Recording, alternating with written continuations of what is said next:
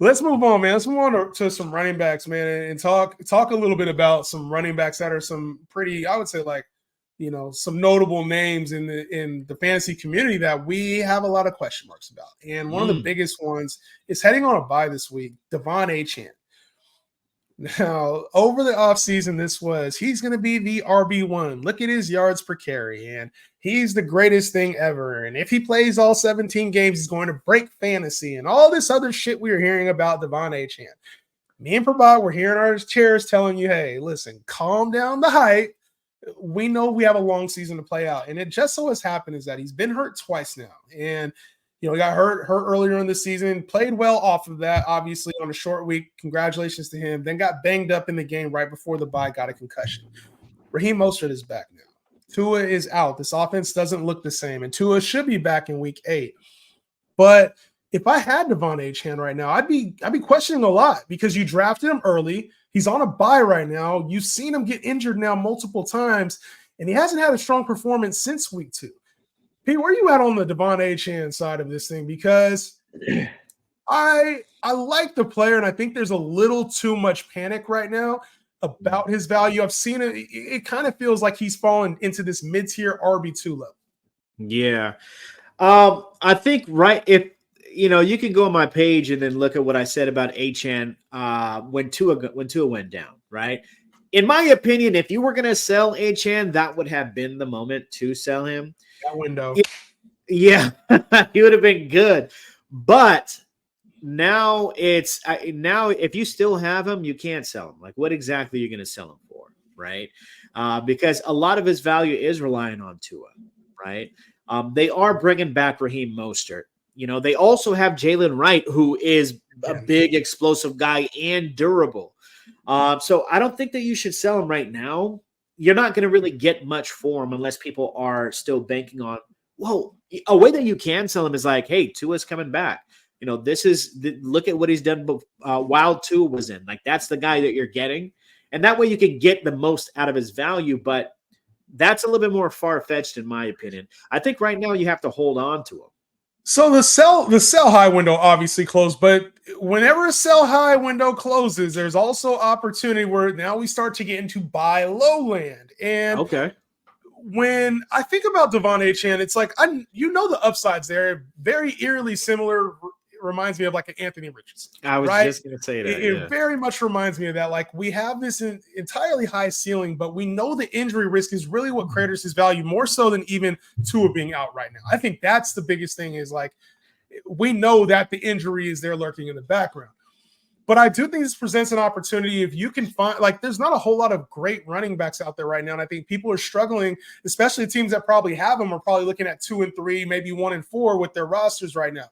So if I had a winning team and I was looking to find assets down the stretch that could help my fantasy team, I would be looking at like, what do they want for Devon Achane? Can I send them 2 producing running backs right now? Like, do I have a stud running back already? Maybe I avoided Devon Achane and I got Alvin Kamara. I got a Saquon Barkley. I got somebody else. And I can say, you know what?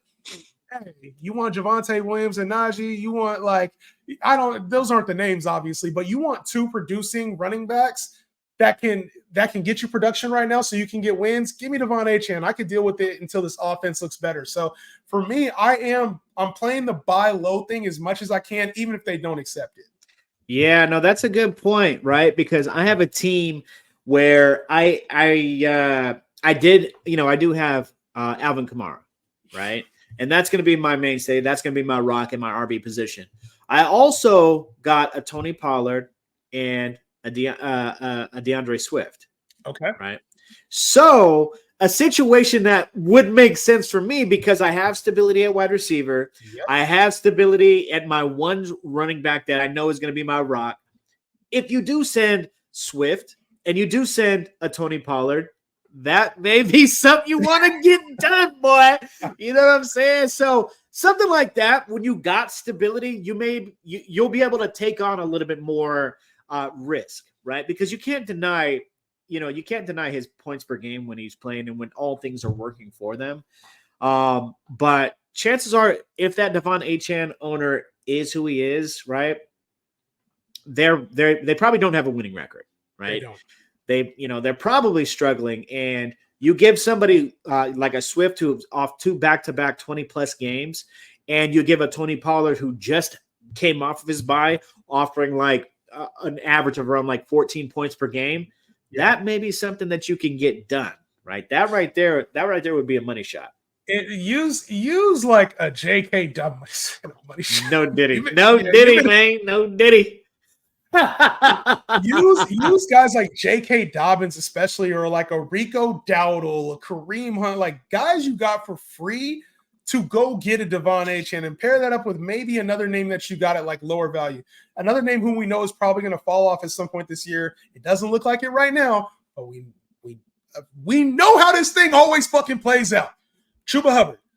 Get him off right now for Devon Achane, and you have now sold a piece that you were trying to cut 3 weeks ago for a player that you know can start. Like, those are the kind of moves you have to make right now. You're like, I don't want to trade these guys. They're performing well, and Devon Achane, and he's not good, and he's on a bye. Like, these are the kind of players you can get rid of very easily to acquire studs when they have fallen in prices. So don't be afraid to send those kind of offers out for people who look like, you know what, maybe they're breaking out right now. If it happens, it happens. Like, be okay with that. But for Devon Achane, man, I think the floor is really low, and he has a high floor when he plays, PPR wise. So yeah. He's a polarizing player for sure. It just, like I said, it depends on the makeup of your team, right? What about ETN? What about ETN? Because this might be different. This might be different. I've hated ETN since the jump, right? Since the jump, I talked about this. Where do you have with ETN? Because Higsby, he hasn't taken over a lot of snaps yet. Like, it's almost up to about 40%, I think, of the snaps he played last time. Yeah, but shit, it's like 90% of the production. Yeah, it's crazy because we compared Achane to A-Rich. You can compare ETN to like a Kyler, right? And that's a tale of two goddamn halves. Yeah. In the past, periodically he would fall off, right? I think that his fall off started off a little sooner because the coaching staff has been looking to get somebody who's a little bit more hard-nosed runner, right? ETN, where we seen him flourish was in the passing game, but over the course of last year and the year before that, I believe it was like clockwork where he's elite in the first half and then trash in the second half, right? But ETN, now where I see him, just his value, I don't think, like, he's not somebody who I'm pursuing, right? I think that he can be good and he can be serviceable, but there's just other factors into play more so than just either injury history or more so than just like a tale of two halves. You have a running back in there who is performing now, right? And it's, I think, I don't know. With me, I'm not really happy. If I have ETN, I'm looking to sell him definitely. For sure. Yeah, it's just you're not going to get much for ETN right now. Like, I think he's in this back end RB2 land. When you, like, if I was sending out deals for him, like, I might even have trouble. We were talking about like a Brian Robinson. I might have trouble being like Brian Robinson for ETN even right now, which is like, that's kind of hard to say because I think ETN is the better player. He's just fantasy wise, he's struggling, dealing with the shoulder injury right now. We haven't even seen a pop game from him yet, which is like kind of what you expect out of a Travis Etienne. So I don't know. He's a middling player for me, and I think I wouldn't if I was going to sell, I would need to get like closer to draft day value. Like, I'm not going to sell unless I'm getting RB2 value because I still think he has the upside for that. But what I am doing is I do think I would buy low on ETN, but I'm not sending the pieces that are valuable to me. I am doing a very similar thing like we talked about with Achane, where I'm giving up players who I found on waivers, players who, if they produce the rest of the season, that could be somebody else's win to secure a little bit more floor. And I would not treat ETN as my RB2. I would only make that move if I was consolidating to make another RB3 with upside. Say I already had two performing running backs and I felt really good about them. Now I can send you a Rico Dowdle and another player for ETN. You get the production. I get the upside on my bench. That's the win in my opinion. Like, I don't think it's so far-fetched to think that Travis Etienne's still the guy. I think we've just had a bad spurt of games and he got hurt. Yeah, it's definitely not far-fetched. Now, when you're talking to like the audience that we're talking to right now, right? Like, people are going to think, really, Rico Dowdle and some other piece, like realistically, you're going to have a mouthpiece to pull that off. Like, nobody's really that high on Rico Dowdle now. Right. But, when Jesus, like a move that I would probably make for, like, realistically, if you're looking to buy him, right? Yeah, it's tough, man. DeAndre Swift? Would you rather have DeAndre Swift or ETN? This is a good question. Like, would you rather's with ETN? I like DeAndre Swift. I like how he's turning up. I like how he looks electric. It looks like he found his footing. So I don't know that Right. I think Who would you rather have? I think I would have. I think personally, I think I'd rather have Swift than ETN. I would. Swift over ETN? See, I think I would, bro. I Who'd think you that's rather where have? we differ. Who would you rather have, Ramondre Stevenson or ETN? I'd rather have ETN than Ramondre. Me too. Who'd you rather have, would you rather have ETN or Najee?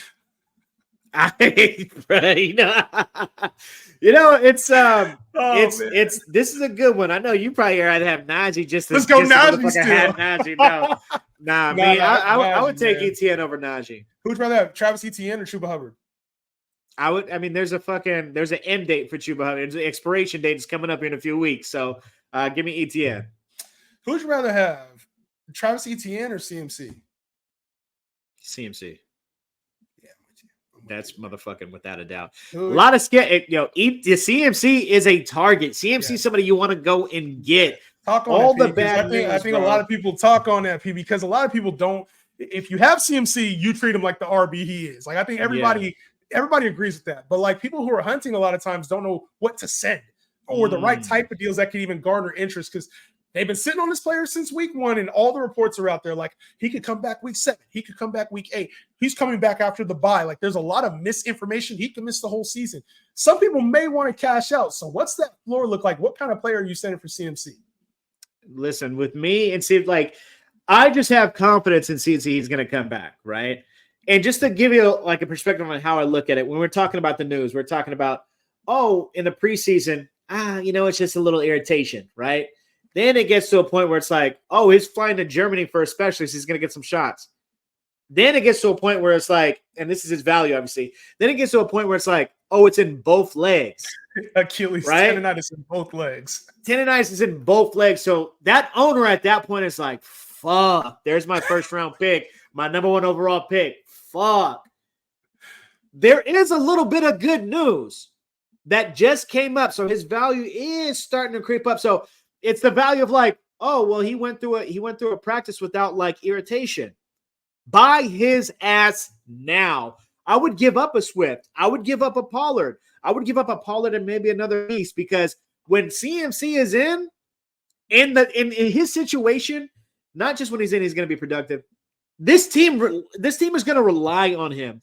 The Niners themselves are 2-3. When he comes back, believe me, they're going to give him a full dose. He's going to be at minimum a top 10 running back. At minimum, top. Even with Jordan Mason there. Even with Jordan Mason there, bro. Even with Jordan, look, a lot of that whole thing of like, this is going to be if CMC don't want to come out, he's not going to come out. So Jordan Mason for CMC. Who you taking? CMC. So right now you trade Jordan Mason straight up for CMC. I'm trading right. If I got Jordan Mason on my team, he's not my starting running back, even though he's playing like a starting running back. I know I have other running backs that I can put in my lineup right now because of just the nature of how you got Jordan Mason. Yeah, all day. I would give 2 Jordan Masons for CMC. See, this is why we view the game. We don't always make the same type of trades, but we view the game very similarly, because you don't play for weeks 1 through 14. I don't know how many ways to say that and how many different times I can say that. Yes, I know you need to make the playoffs. That's every player is trying to make the playoffs.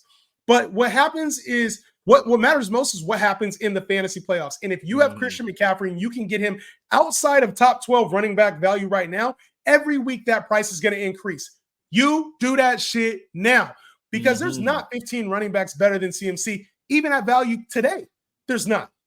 I will take the chance and miss on a CMC. He doesn't come back. He gets re-injured. That's fine. Over holding a guy like a David Montgomery, over holding a guy like Zach Moss, Tony Pollard. Them motherfuckers can go. I didn't give me Christian McCaffrey because he has game-changing lineup abilities, even if he's in a limited role to start off. By the time the fantasy playoffs hit, and the good news we've been getting along the way, that price is only going to increase, man. I'm there with you, and I would rather have CMC over Jordan Mason as well. Yeah, just put it like this. I mean, we play for the fantasy playoffs, right? If you squeak in, right, and if you get in, I don't want to say squeak in, but if you get in, and you're the guy who's holding Tony Pollard, you're the guy who's holding DeAndre Swift, and you're like, I'm banking on these guys to put up these numbers. Once you go against that guy who did buy CMC along with the rest of his roster and what it's looked like, oh, it's curtains for you, bro. You losing by more than 20 points. And I always feel like this too. This is another reason I trade for like injured players sometimes. And a lot of people are like, "What are you doing, J-Hen?" Like you know how it is, P. The reaction I get sometimes for trading for like players who are down. It's if you can find a way to win with your fantasy lineup without those players, what happens when you put that player in your lineup? And now you have a stud, and now your team looks completely different because you've already figured out the players who can help you win. Now you're adding star value on top of that and potential upside. It's how you craft these lineups in order to win your championships, man. And like I said, I just don't know that there's like I'm going down the list right now. Saquon, Alvin Kamara, Derrick Henry, Bijan, Brees, Joe Mixon, Kyren, Jahmyr Gibbs, Jonathan Taylor, who's hurt right now, Kenneth Walker. Bro, and then we're talking like who else after that? I would have give me Josh CMC. Jacobs or CMC? Get CMC, bro. I still take Jacobs. I still take Jacobs. You take Josh Jacobs? Yeah, I'll take Josh Jacobs still. Achane or CMC? Like right now, who am I Yeah, taking? we're talking like right now today. You're watching this video before. You're taking Josh Jacobs right now over CMC? Hell yeah. Josh Jacobs is RB1. He's an RB1. Okay. Josh Jacobs was an RB1 because CMC ain't playing. Is he even an RB1? How many touchdowns he got? Statistically, he's not. I'm saying I think Josh Jacobs continues to provide RB1 value, and I feel like even during the fantasy playoffs, he can have a game like CMC. It's not like Josh Jacobs can't have 120 yards. Give me CMC. I don't want to give me CMC over Josh Jacobs. Achane or CMC. Give me CMC over Achane. I'll take Achane too. No, you said you'll take Achane? Achane over CMC right now. Achane has a similar type of upside. He's hurt just like Christian McCaffrey's fucking hurt. Nah, give me Christian McCaffrey, bro. Give me Christian McCaffrey. K-Walk. You got K-Walk or CMC? Give me CMC, bro. Yes, yeah. Kenneth Walker, I'll still take him. James Cook or CMC? I've never been a big James Cook guy. I'm with you on that. I got CMC. I think if you would have asked me like a week or two ago, I probably would have said James Cook. But like the closer we're getting to this thing, that you got to start tearing them up a little bit more. So. Yeah, because like when I'm looking at these like CMC ors, I'm thinking like, okay, am I going to be happier having CMC in my lineup or this guy? I do factor in the fact that like I'm going to have to wait a few weeks for CMC to be CMC, right? But the same thing, like we've seen what happens with Achane. Like the reason I'm taking CMC is because CMC is going to be that offense. Achane, when Tua's back, is going to be great. He's going to be productive while he's playing. But there's also going to be the factor of like, okay, that also boosts Tyreek's value. So, but you're not. I don't think you're thinking of the missed time all the way through because we're in week 6. I'm thinking so week 6, week 7, week 8, week 9, week 10. You're without a star running back. So 5 weeks of production at least, and that's assuming he comes back right after the bye and he's 15 touches right after the bye. What happens if they do work? They're like, yo, we got Jordan Mason playing. We got to save Christian McCaffrey from himself. We're going to give him a 3-game ramp up to make sure he's fine. What happens if there's another injury? Oh, shit, he's out there again. The calf is bothering him now. The other Achilles is flaring up. He's got to go to fucking Germany again. Like, but I don't think you're factoring in the risk as much with CMC that you need to because you have him like top 8. I would take CMC top 8, bro, because CMC ceiling is just that fucking high. Look, you want to talk about baking in risk for injury, like all that same shit could be applied for Achane, straight up. It can be applied for Achane, right? I may not be factoring in the fact that like I may not have him for a month in my fantasy lineup, right? But I'm gonna obviously that's gonna be playing a factor. It's like, okay, what's my starting lineup gonna be looking like? Because if I X a Walker, right? If I X a K-Walk, then that's like 16 points per game I have to make up. Do I have that on my team? If I don't, can I find that on my team? If I can't, I'm probably not making that move, right? But the value of your team with a CMC in down the stretch when it matters, can I construct? Can I work and play with the waiver wire or trade some other places to construct a team to make up for that 16 points on a daily basis to make up for that loss of K Watt. If I can make up 10 of those points, I'm pulling the trigger. If I can make up like 9, 10, 11 of those points, I'm pulling the trigger because a player of CMC's caliber is worth that. You're talking about the number 1 overall player had he not been hurt.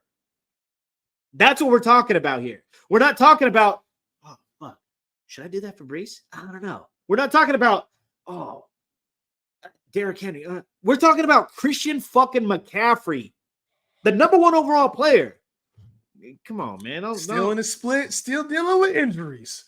Hey, a lot man. more risk than you give him credit for, people. I see your point, man. I see your point. Another player who's hurt like that right now that's probably sitting in the IR spot, if you could put him there, some leagues don't allow you to put him there. Some leagues do not allow you to put him there. You gotta because he's not adapt, baby. IR eligible.